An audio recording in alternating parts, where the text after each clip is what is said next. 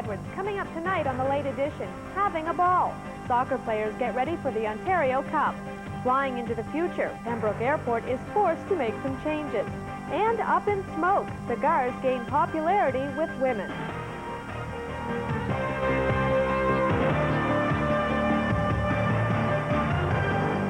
Good evening. There is a big question mark tonight surrounding the future of the Pembroke Airport. If the facility is going to survive, changes need to be made, and soon. So now the Airport Commission is looking at new ways of doing business, including privatization. CHRO's Elizabeth Davis has more. Thank you very much, Bessie. 3135. The Pembroke Airport isn't exactly a moneymaker. In fact, this year it's projecting a $150,000 deficit. In April, it received a $400,000 lump sum from the federal government to help offset operational costs. Once it's spent, that's the end of federal funding. I would think we probably have enough money to see us through 3 years, but we're looking longer down the road. We don't want to just look at 3 years down the road. We want to see this place here in 5 years, 10 years, 20 years down the road. Alan Wren says if the airport is going to survive, changes need to be made, and there's a lot at stake, especially when you consider companies like KI, Macmillan Bloedel, and Atomic Energy of Canada all depend on it. So do people like Robert Levy. I think it's great for an old guy like me, 73 years old, not to have to drive 4.5, 5 hours by car. Robert doesn't want to see the airport closed. Neither does Del O'Brien, the president of PEMAIR. If there isn't an airport, there isn't a need for an airline. This is not a decision that can be delayed, because every week that goes by, we're wasting and losing a great deal of money that we vitally need. We've been looking at every virtual option that we can in order to keep this thing up and running. One of those options is privatization. The Commission is now accepting bids from those looking to operate, maintain, and manage the airport. PEMAIR is the first and so far the only one to hand in a written proposal, a proposal O'Brien calls lean and mean, one aimed at survival. And if our proposal is accepted, I'm satisfied that the airport can continue to run for many years into the future. All proposals must be in by June 28th. We should know what the future holds for the airport by early September. Elizabeth Davis, CHRO News. Women from across Canada converged in the capital earlier today in preparation for a convention of the National Action Committee on the Status of Women. Bayton's Rhonda McMichael reports. Tears and embraces as the caravan of road-weary women completed the last leg of a cross-Canada pilgrimage. Oh, you guys made it, hey? The Women's March Against Poverty wound its way through 80 towns and cities over the past month. Incredible how women were mobilizing, organizing, marching. Today, the journey to the capital ends. In a rowdy rally, women begin to share their on-the-road experiences. I'm China Lawson, and I bring the forces of Southern Alberta, Medicine Hat. Many on the caravan, living on welfare or in poverty themselves, were troubled by what they saw across Canada. Kids, like, you know, not having a place to stay or anything because of money, and women being beat by their man. Once we started traveling, we started to realize that each and every person that we talked to or met along this march, we're all feeling the same thing. We're all becoming poor. There's a lot of people losing their jobs. The women have 15 demands, including a higher minimum wage and more social housing. Organizers hope their united front will make politicians sit up and listen. We have a Prime Minister who was elected on the promise of job creation and protecting social programs and a national childcare program. This is women telling him now is the time to deliver on those promises. Tomorrow, the long march across Canada will culminate in a Parliament Hill rally, where hundreds of women are expected to gather in a final call for action. Rhonda McMichael, BBS News, Ottawa. Legislation was introduced in the House of Commons today on a highly controversial subject, the regulation of reproductive technology. Dave Wren reports. The proposed law bans pregnancy for profit, outlawing various aspects of surrogate motherhood, along with 8 other so-called reproductive technologies. We don't mean to shut the whole system down. We're moving from commercialization to a voluntary approach. The buying and selling of human eggs, embryos, and sperm will be prohibited, and no more rent-a-womb ads from brokers. It will become a criminal offense to arrange for a surrogate mother, and violators will be subject to heavy fines, even jail terms. What it does do is it says that the process of donation, sperm donation, shall not be a trafficable item. The federal government adopted many of the recommendations made by the 1993 Royal Commission on Reproductive Technologies. But there are exceptions. The commission suggested men should be reimbursed as much as $75 for sperm donations, but the government said no. The sale of sperm will be phased out, forcing many private clinics to close. If we cannot purchase it, then we, for the present time, will not be able to treat the 40 couples a month that come here for donor insemination. At least 250,000 young couples in Canada are unable to conceive a child. Lee and Doug Boyd relied on in vitro fertilization, and it worked. I just couldn't believe it was true. I mean, it just was too good to be true. The current moratorium on many of these new technologies will remain in effect until the proposed legislation becomes law. Federal officials say that should happen sometime this fall. Dave Rinn, CTV News, Ottawa. The political career of Sheila Copps will be on the line Monday. That's when the voters of Hamilton East will cast their ballots and pass judgment on her decision to resign over the GST and run for re-election. Leon Corby reports. Don't forget to get out and vote, that's all. Oh, no, we won't forget. Big thing Monday. Yeah, Thanks we're a going lot. to support you. Sheila Copps is literally running for her political life. Never mind that she's owned this seat since 1984 and won the last election by more than 17,000 votes. Copps is taking nothing for granted. I'm running for this seat. I'm running hard for this seat. I think we run an excellent campaign, and I'm focusing on Monday getting the vote out. This all started when Copps promised during the last election that she'd quit if the Liberals didn't scrap the GST. When it became clear the GST was staying, the pressure mounted on her to quit. The former Deputy Prime Minister did, and she hopes this by-election ends that chapter. In the parliamentary process, the ultimate decision is the decision of the people in a particular riding. And when you have a by-election, I think the people of Canada, just like the candidates in this election, have to respect the wishes of the voters. There are many issues in this multicultural working-class area of Hamilton, but most will tell you this by-election is about one thing. When it comes right down to it, it's going to be about what Hamilton East feels about Sheila. And New Democrat candidate Wayne Marston is hoping Hamilton East thinks it's time for a change. And he predicts the perennial runner-up here, the NDP, is about to benefit. With the race sweep, as a canvasser out there, about 6 to 8 days before, we knew we had a tiger by the tail. Well, that happened more than a week ago here. This is a very crowded by-election with over 12 candidates vying for the job. And they have company. Some interest groups from outside the riding have spent money on very direct anti-Sheila campaigns, prompting some of Copps' supporters to fight back.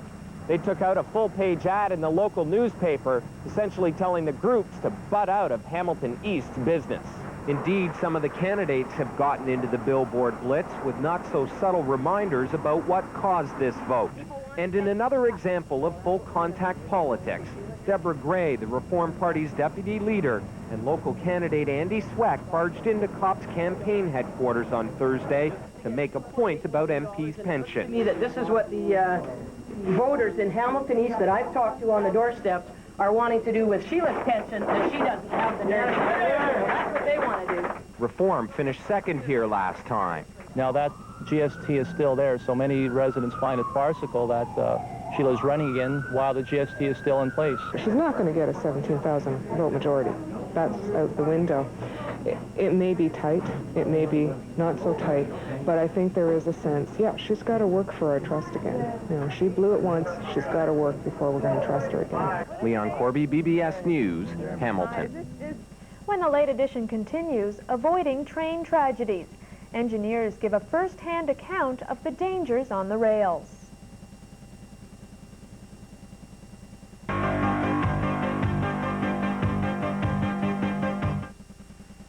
At Nevada Bob's Golf and Racket, being part of the world's largest golf chain means everyone can take advantage of exceptional year-round pricing and selection.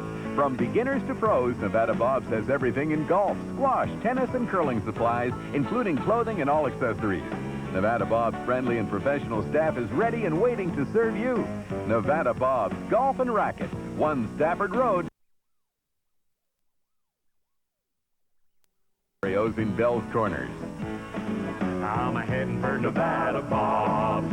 It's going to be a foot stomp and good time. Don't miss the Renfrew New Car Dealers Low Down, Ho Down Barn Sale and Dance, June 12th to the 15th at the Renfrew Fairgrounds. You'll see hundreds of cars and trucks like these from Mac McKenzie Chevrolet's Geo, Pine Ridge Ford Mercury, Barker Pontiac Buick GMC, George Jackson Toyota, and Renfrew Chrysler Jeep Eagle. Then enjoy refreshments and dancing to the tunes of a live band. Grab your partner and get on down to the Renfrew New Car Dealers Barn Sale and Dance, June 12th to the 15th at the Renfrew Fairgrounds.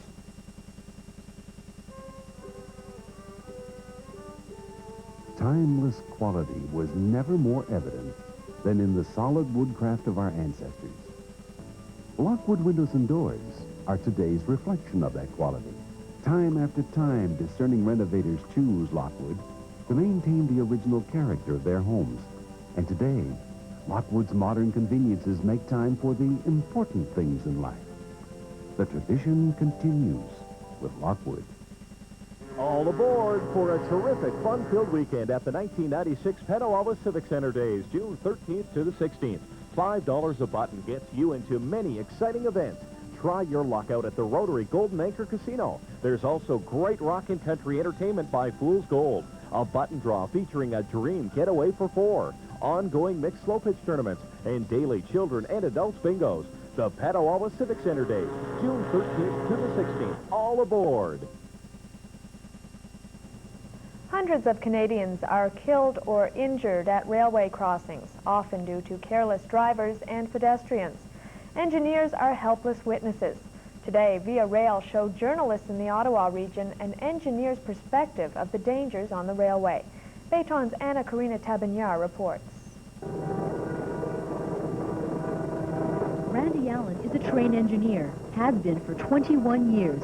This is the pretty part of his job. There's also an ugly side. Yep, I've been in 4 accidents with 5 fatalities. Children playing near tracks, gasoline trucks in front of us, school buses in front of us, all near misses. He sees cyclists use the tracks as trails. Pedestrians and drivers defy stoplights. You're very helpless up there. People don't realize the speed and the weight that's behind the force on a locomotive. Last year, 120 people were killed and just as many were injured in railway accidents. This stretch of track between Montreal and Ottawa is known as Idiot Alley. Drivers often speed right through the light. Allen sees about 4 near misses here every day. That's where all the mishaps and all the close calls generally happen. It's between Castle and Ottawa. So when you have a flashing red light and bells ringing and a horn blowing at you, it seems pretty obvious you should be stopping. You had to stop, right? They don't stop. They'll look one way and then just run it. It's too far away. Police agree poor driving habits are the root of many railroad accidents, and they're ready to crack down. A fine of $105 along with demerit points. You'd lose 3 demerit points if you're convicted of disobeying a railway crossing signal. That's just one penalty. Randy Allen has seen much more serious consequences. Anna Karina Tabunyar, PBS News, Ottawa. For the second time in 2 weeks, the city of Pembroke is hosting a major provincial soccer tournament. Last week, it was OFSAA Girls High School Championships, and this weekend, it's the prestigious Ontario Cup. CHRO's Brian Parker reports. This is a provincial tournament that's been around since the turn of the century, but it's the first time a Pembroke team has been involved. The Ontario Cup covers 18 divisions and involves over 470 teams from across the province. This weekend in Pembroke, it's the under-15 Tier 2 division. 5 teams, including the Pembroke Kiwanis Panthers, will be trying to advance to the provincial semifinals later this summer. I think we have a very competitive team. I think that we'll do very well. Pembroke Soccer Club offers excellent training and all the way up. Most of the kids that are on the team have been on select teams for a number of years, and a lot of them have been playing soccer since they were 5 years old. So. There are 4 sites for this Tier 2 division across the province: Pembroke, Burlington, Thornhill, and Cambridge. Each team will play 4 games in the weekend. In Pembroke, the Panthers will be up against teams from Nepean, Scarborough, Acton, and North Bay. Players expect the competition to be pretty tough. In our division, we have like Scarborough and other hard teams from around Toronto, around there. And it should be a hard tournament and fun, but I think we have the team to win. Ooh, it's going to be real tough. We could do well if we play together, probably. I like playing against other teams from other cities. I don't know, I just don't like playing teams from around this valley because we play them a lot. The Pembroke team also features 3 girls, which is probably pretty unique for this tournament. The Ontario Cup opens at Riverside Park Saturday morning. The Pembroke Panthers play their first game at 11 o'clock against Nepean.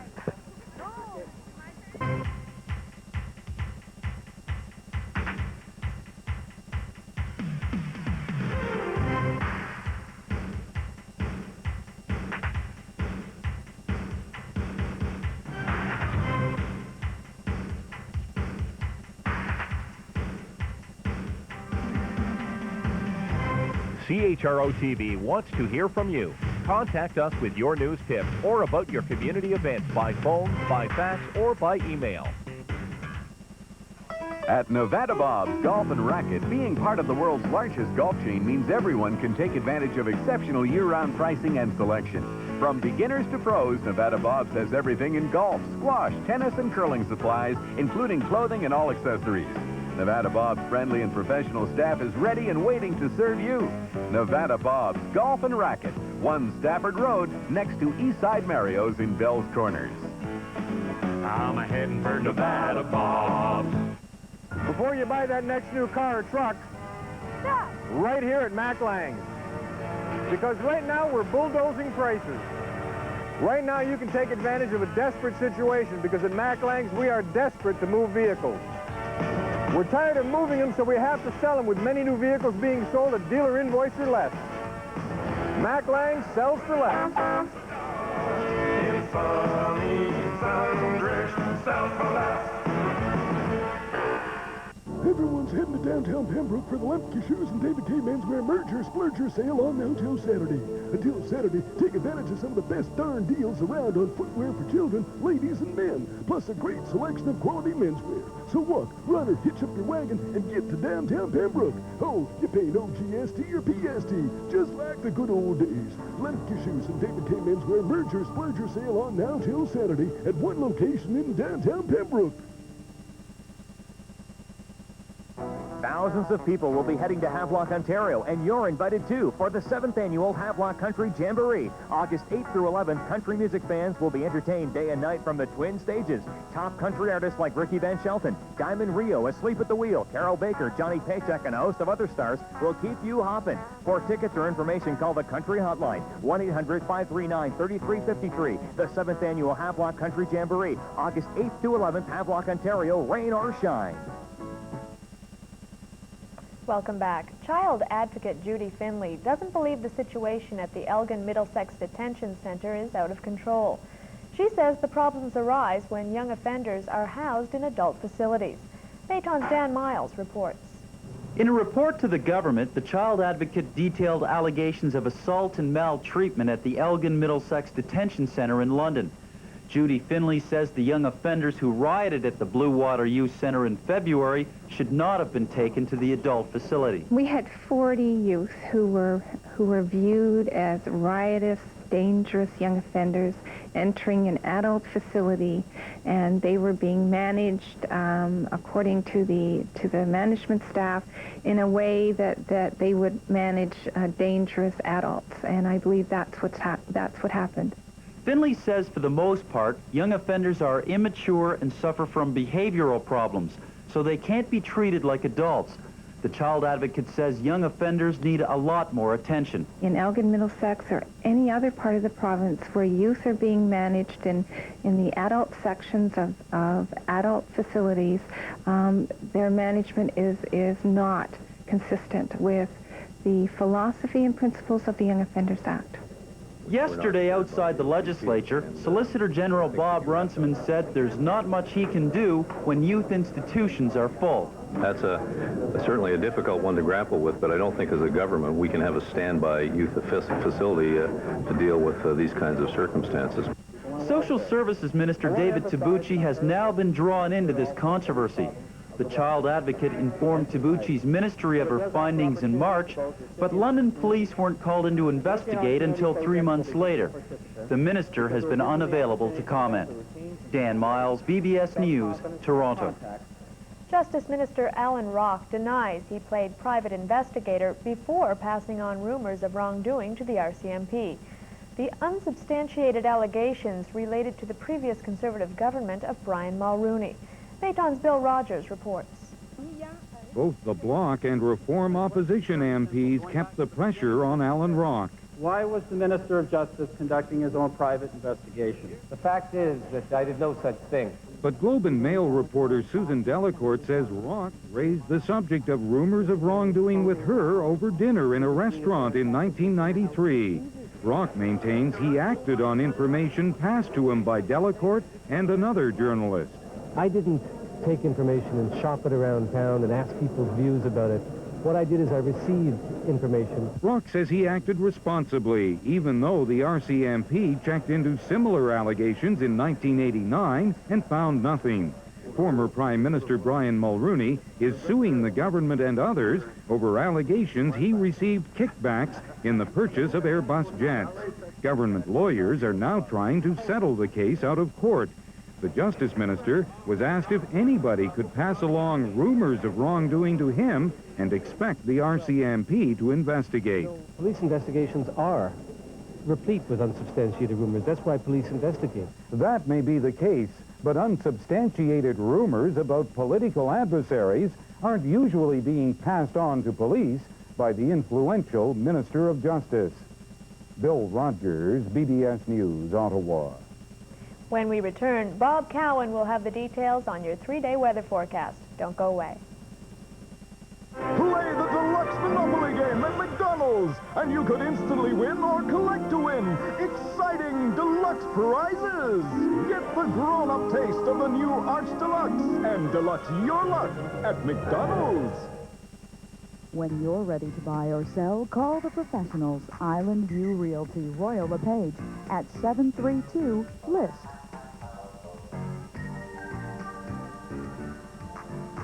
All it takes is one phone call, 73 to list.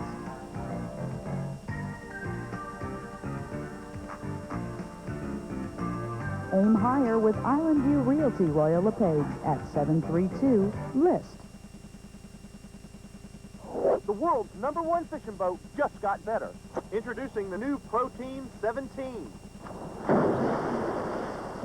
Now, this boat was built to fish. With a huge casting deck. Truly dry storage. With 3 across seating, you can take your fishing buddy and your other fishing buddy. Tracker boats just keep getting better. See the full line of Tracker boats at George's Service Center in Eganville, your authorized Tracker boats dealer. It's going to be a foot stomp and good times. Don't miss the Renfrew New Car Dealers Low-Down, Ho-Down Barn Sale and Dance, June 12th to the 15th at the Renfrew Fairgrounds. You'll see hundreds of cars and trucks like these from Mac McKenzie Chevrolet's Geo, Pine Ridge Ford Mercury, Barker Pontiac Buick GMC, George Jackson Toyota, and Renfrew Chrysler Jeep Eagle. Then enjoy refreshments and dancing to the tunes of a live band. Grab your partner and get on down to the Renfrew New Car Dealers Barn Sale and Dance, June 12th to the 15th at the Renfrew Fairgrounds. Play the deluxe Monopoly game at McDonald's, and you could instantly win or collect to win exciting deluxe prizes. Get the grown-up taste of the new Arch Deluxe and Deluxe Your Luck at McDonald's. Welcome back. Bob Cowan joins us now with a look at what's in store weather-wise.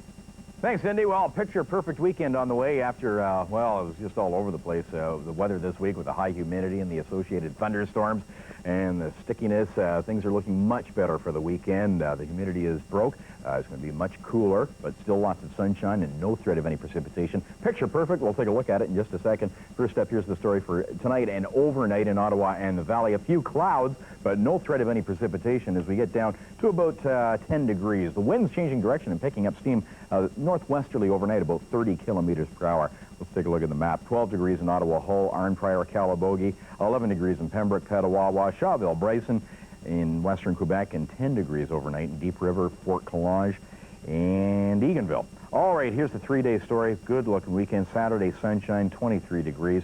Great day in the golf course, Spark Street Mall for the rib-off, Petawawa Civic Center days, everything that's going on this weekend.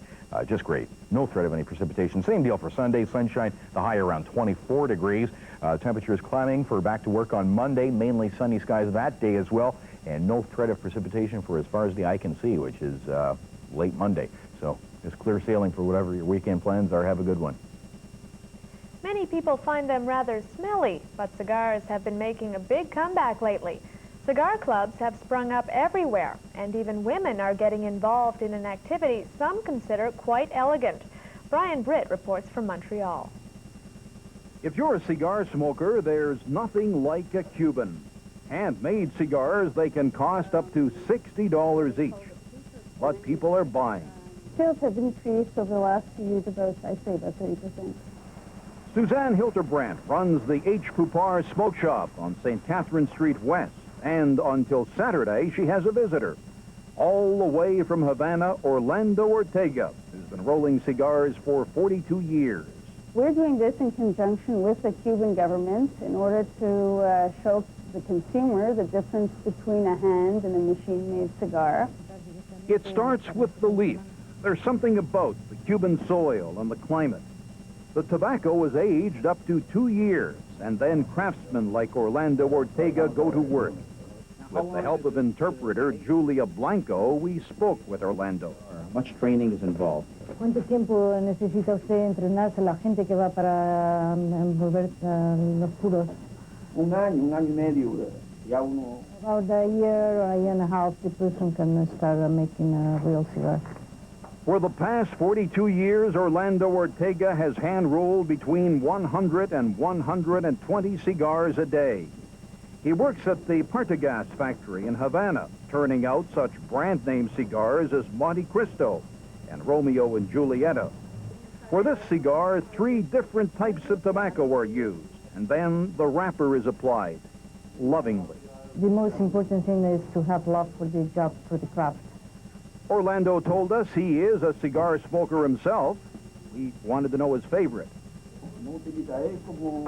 For him, it's not a name for it. He makes it himself, so he does he prepares himself, so he does light. So depending on what he feels like he goes and just makes one. That's right. So usted lo prepara a su medida. Yes, that's right. He makes it to his own taste. That's great. Until Saturday at Poupard's, Orlando Ortega will roll one to your taste. As far as the price is concerned, remember, it's Cuban tobacco, and it's hand-rolled by a man with 42 years' experience. Brian Britt, Pulse News. Finally tonight, doctors say kids with sleeping disorders can grow up to be adults with sleeping disorders. But there is something you can do to help. Dr. Michael Breen has more. The music is mellow. The lights are dim. It's nap time at this child care center. One after another, every child falls asleep, except for 2-year-old Jeremy. His provider says he's a hard cookie. He is usually one of the last to go to sleep, and normally he likes to just drift off to sleep by himself. Now, at some point, almost all children have problems sleeping or are afraid of the dark. But a new study suggests if that's a consistent problem for your child, it could pave the way for a lifetime of sleep disorders. In this study, children with nightmares or trouble falling asleep were twice as likely to later become adults with the same problem. So how can parents correct a sleep problem early? Well, ironically, sleep studies on children show the most common cause of insomnia is that children are too tired when they go to sleep. A 9-month-old needs 2 2-hour naps every day. At 2 years old, that declines to 1 nap a day. But many children still need that daily nap till they're 4 years old. Without that much sleep, children are overtired and therefore agitated at night. Your main goal is to avoid the overtired state, to try to set up limits so that the child is put to bed day and night before the child gets overtired. If you can do that, your child can consistently get a good night's sleep. Even Jeremy.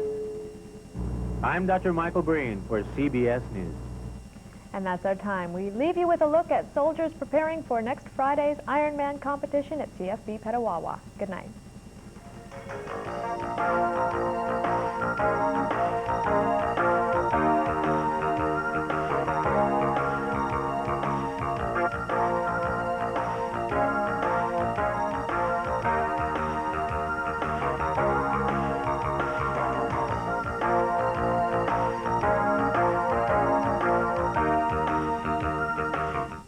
order to have a great football